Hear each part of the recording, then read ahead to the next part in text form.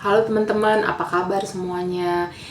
Semoga malam ini kita semua dalam keadaan baik-baik aja. Jadi di sini aku mau membawakan kembali firman Tuhan yang sudah dibawakan oleh Pastor Rico minggu lalu yang berjudul tentang Spirit of Excellence. Di sini aku mau baca dulu apa yang dimaksud dengan Spirit of Excellence. The Spirit of Excellence adalah sikap hati dan cara hidup yang mencerminkan keinginan untuk memberikan yang terbaik dalam segala hal sebagai bentuk respon terhadap anugerah Allah. Jadi di sini bagaimana hidup kita memiliki cara hidup yang mencerminkan, di mana kita memiliki keinginan untuk memberikan apa yang terbaik, yang maksimal sebagai bentuk rasa syukur kita terhadap anugerah yang sudah Tuhan berikan di dalam kehidupan kita. Kita di sini mau belajar kembali dari salah satu kisah yang ada di Alkitab, di kitab Daniel, yaitu seorang Daniel, bagaimana dia hidup dengan sebegitu cintanya kepada Tuhan, dan dia melayani Tuhan dengan seluruh hatinya dan dengan segenap hatinya. Jadi di sini kita mau kenal dulu tentang Daniel. Jadi Daniel di sini berada pada waktu masa pembuangan Israel ke Babel, dan bersama temannya Daniel dipilih dari orang buangan. Lalu setelah mereka dipilih, Daniel tergoda dan ingin hidup keluar dari value atau nilai yang saat itu bangsa Israel hanya taat kepada hukum Taurat Tuhan. Di sini kita bisa lihat bagaimana apa saja yang dihidupi, value apa saja yang dimiliki oleh seorang Daniel. Kita mau lihat nomor 1, yaitu adalah identitas. Kita bisa baca di Daniel 1 ayat 8. Nanti teman-teman bisa baca di Daniel 1 ayat 8 bagaimana Daniel memiliki identitas di dalam Tuhan. Jadi di sini Daniel tidak mau makan dan minum daging dan anggur yang dipakai untuk menyembah berhala oleh orang Babel. Kita lihat di sini bagaimana Daniel tidak mau berkompromi dan tetap berpegang pada identitas yang dia miliki, yang sudah diberikan Tuhan di dalam kehidupannya. Tapi tidak mudah juga untuk Daniel menghidupi identitasnya. Daniel, dia bisa saja ditolak, bisa saja ditindas, tapi itu tidak membuat Daniel untuk berkompromi dengan apa yang ditawarkan oleh bangsa Babel saat itu kepada Daniel, yaitu memakan dan juga meminum daging dan anggur yang dipakai untuk menyembah berhala. Daniel tetap menghidupi identitasnya apapun konsekuensinya. Lalu kita bisa lihat di sini, kita bisa jadikan ini sebagai satu rema di dalam pelayanan kita juga. Jadi kita fokus bukan untuk mendapatkan pengakuan, tetapi melepaskan keakuan. Kita belajar dari Daniel, bagaimana Daniel melepaskan keakuan dia rela ambil resiko apapun itu untuk Daniel bisa tetap menghidupi identitasnya dan bisa menghidupi firman Tuhan tanpa berkompromi dan gak mau berkompromi apapun itu alasannya. Lalu kita bisa lihat lagi di nomor 2, yaitu kualitas dalam melayani Tuhan. Bagaimana Daniel dia sebegitu maksimalnya melayani Tuhan. Dan di sini kita bisa lihat di Daniel 6 ayat 2-4. Kita bisa baca, teman-teman. Lalu berkenanlah Darius mengangkat 120 wakil-wakil raja atas kerajaannya. Mereka akan ditempatkan ke seluruh kerajaan, membawahi mereka diangkat pula 3 pejabat tinggi, dan Daniel adalah salah satu dari ketiga orang itu. Kepada merekalah para wakil-wakil raja harus memberi pertanggungjawaban supaya raja jangan dirugikan. Maka Daniel melebihi para pejabat tinggi dan para wakil itu karena ia mempunyai roh yang luar biasa dan raja bermaksud untuk mendapatkannya atas seluruh kerajaannya. Di sini kita bisa baca dan lihat ini sudah berganti menjadi berganti pemerintahan, yaitu di sini sudah oleh Raja Darius, yaitu Raja Persia. Daniel ini adalah sebagai petinggi di 2 pemerintahan, yaitu pemerintahan tadi Babel dan pemerintahan Darius, yaitu Raja Persia. Dalam pemerintahan yang berbeda, Daniel tetap dipercayakan untuk tetap menjadi petinggi di pemerintahan tersebut. Dan di mata seorang Raja Darius, Daniel ini bisa jadi adalah kesayangannya Raja Darius karena Daniel ini paling excellence. Selain paling excellence, dia juga pintar. Selain pintar, dia juga memiliki roh yang sangat luar biasa. Roh yang sangat luar biasa, dan kita bisa lihat ya di sini bahwa Daniel itu hidup bukan secara perfeksionis, tapi hidup secara spirit of excellence. Aku di sini mau kita sama-sama belajar. Minggu lalu sudah dibahas oleh Pastor Rico perbedaannya perfeksionis dan spirit of excellence. Jadi di sini kita ambil garis besarnya, aku ambil garis besarnya.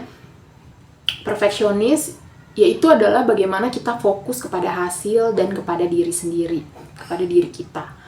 Sedangkan spirit of excellence itu fokus kepada prosesnya, bukan pada hasil.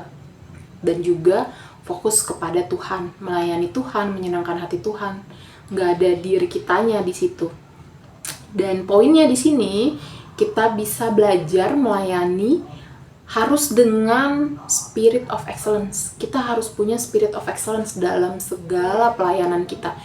Kita nggak boleh tunggu ketika kita lagi punya kepercayaan diri yang besar baru kita mau untuk melayani, tetapi kita harus mau melakukan segalanya dengan maksimal, tentunya dengan tuntunan dari spirit of excellence itu sendiri.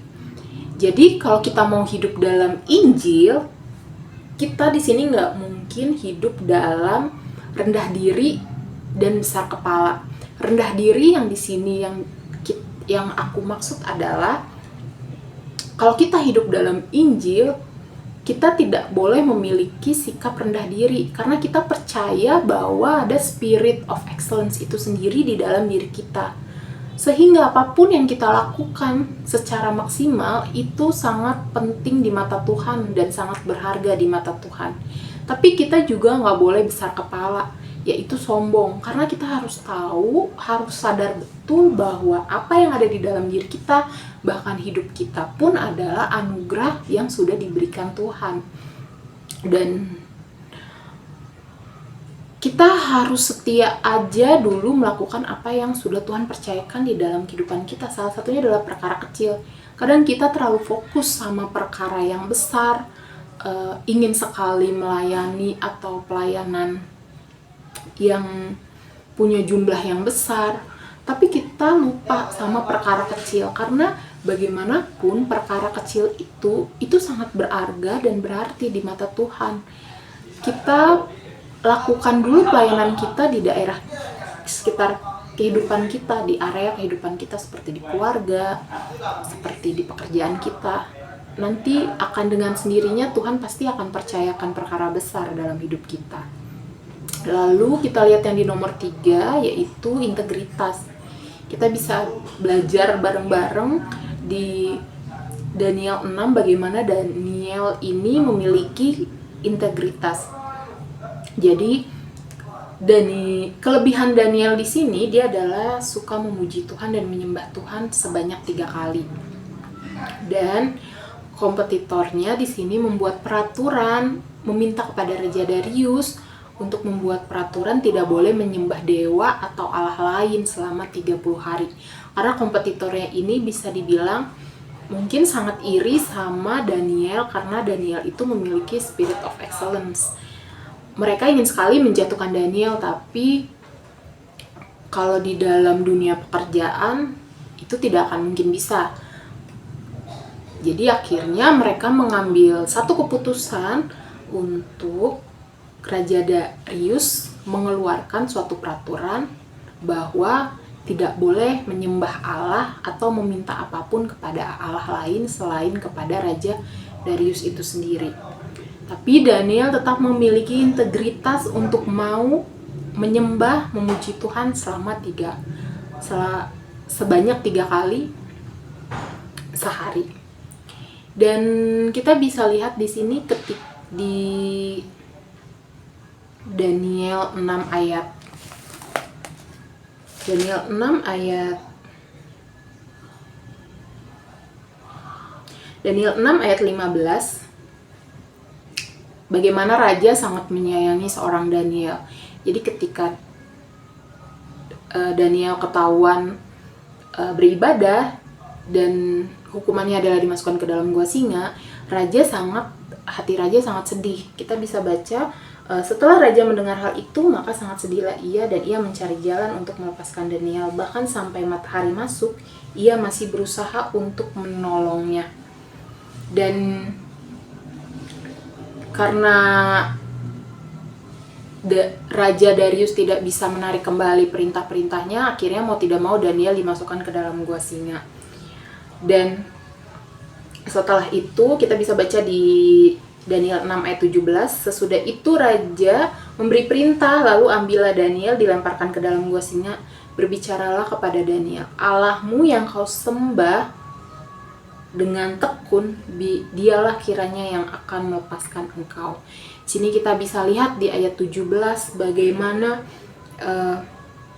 iman yang dimiliki seorang Daniel itu mempengaruhi, dilihat dan dirasakan oleh Raja Darius.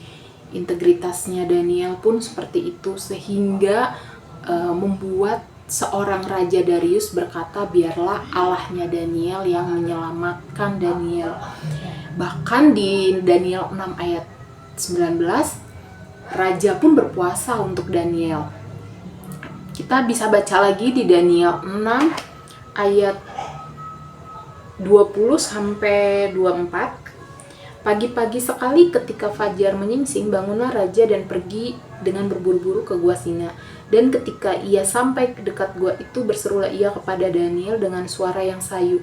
Berkatalah ia kepada Daniel, Daniel, hamba Allah yang hidup, Allahmu yang kau sembah dengan tekun, telah sanggupkah ia melepaskan engkau dari singa-singa itu? Lalu kata Daniel kepada raja, ya raja, kekalah hidupmu. Allahku telah mengutus malaikatnya dan mengatupkan mulut singa-singa itu, sehingga mereka tidak mengapa-apakan aku.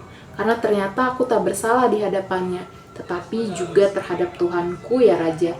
Aku tidak melakukan kejahatan. Lalu sangat sukacitalah raja, dan ia memberi perintah supaya Daniel ditarik di dalam gua itu. Maka ditariklah Daniel dari dalam gua itu, dan tidak terdapat luka apa-apa padanya, karena ia percaya kepada Allahnya. Bagaimana di sini kita bisa lihat seorang Raja Darius sangat bersukacita atas apa yang sudah Tuhan lakukan terhadap Daniel, yaitu menyelamatkan Daniel. Dan di sini kita bisa baca lagi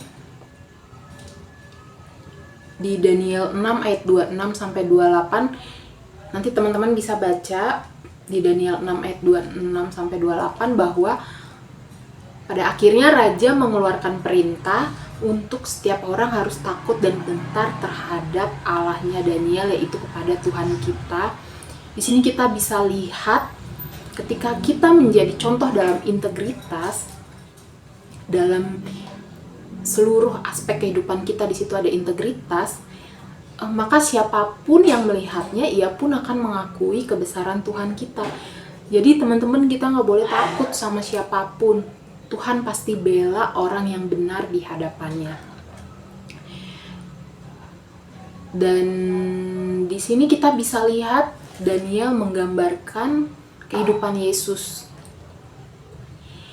Tadi kita belajar tentang identitas, kualitas, integritas, dan integritas.